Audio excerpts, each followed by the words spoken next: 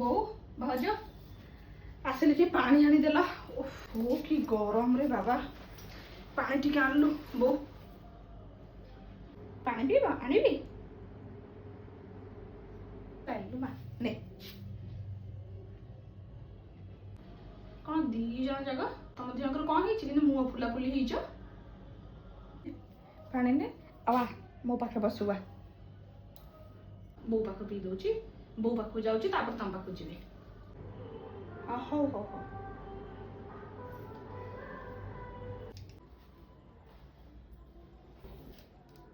ଇଏ କଣ ହାଣ୍ଡି କଡ଼େଇ ଅଲଗା ଥୁଆ ହେଇଛି ବୋଉ? ସେ କଥା ଛାଡ଼େ, ତୁ ଆଗ ଆସି ବସିଲୁ, ଆଗ ବ ପରେ କଥା ହେବା ସେରା ସବୁ। ବୋଉ ଯେମିତି ତୋର 4-5ଟା ପୁଅ ସେଇଭଳିଆ ତୁ ଗୋଟେ ବୋହୂ, ଗୋଟାଏ ବୋଲି ବୋହୂ, ତାଠୁ କଣ ଅଲଗା ହେଇକି ରହିଛୁ? 4ଟା ପୁଅ ଝିଅ ବରଂ ହେଇଥିଲେ, 4-5ଟା ପୁଅ ଝିଅ ବରଂ ଭଲ ହେଇଥାନ୍ତା। ଇଏ ନ ହେଇଥିଲେ ସିଏ, ସିଏ ନ ହେଇଥିଲେ ଇଏ, ଆଉ ଗୋଟାଏ ହେଇ ଦେଖୁନୁ। କଥା ପଦକୁ ଭର୍ଜମାନ ନାହିଁ। ଇଏ କି କଥା କହିଲୁ? ତୋର ବଳ ବୟସ ଅଛି, ଏ ବୟସରେ ଏମିତି ହାଣ୍ଡି କଡ଼େଇ ଅଲଗା କରିବା କଥା?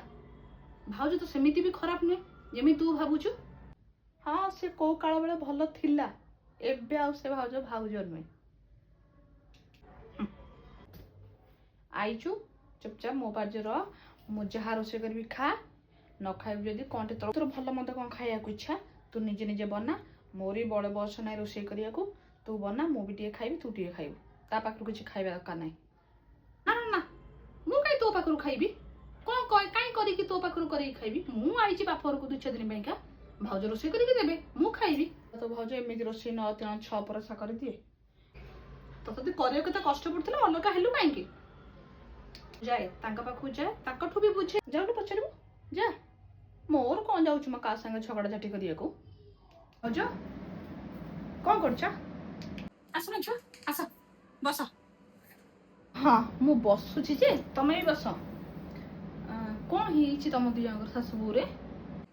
ଦେଖ ଝୁଅ, ମୁଁ ଯଦି କିଛି ଖରାପ କରିଥିବି, ମୋର ବି ଗୋଟେ ପୁଅ ଅଛି ନା, କହିବା କଥା ତ ନୁହେଁ, କିନ୍ତୁ ବୋଉଙ୍କର ସବୁବେଳେ ମୁଁ ଯାହା ବି କାମ କରେ ନାକ ଟେକି ଖାଇବେ, କହିବେ କି ଭଲ ଲାଗୁନି, ଆମକୁ ନାହିଁ ଏମିତି ଭଲ ଲାଗୁନି। ସିଏ ରୋଷେଇ କଲେ ଭଲ ଲାଗୁଥିଲା, ମୁଁ ରୋଷେଇ କରୁଛି ଭଲ ଲାଗୁନି। ତ ମୁଁ ଏମିତି ମଜାକରେ ଥରେ କହିଦେଲି କି ଯଦି ଭଲ ରୋଷେଇ କରୁଥିଲ ତ କର କେବେ, ଆମେ ବି ଖାଉ। କଣ ବୁଝିଲେ, ସେ ତାଙ୍କର ଅଲଗା ରୋଷେଇ କଲେ। ଓହୋ ହଉ ଠିକ ଅଛି। ତମେ କଣ ଡାକିନ ବୋଉକୁ? ନା ମୁଁ ବି ଆଉ ଡାକିନି,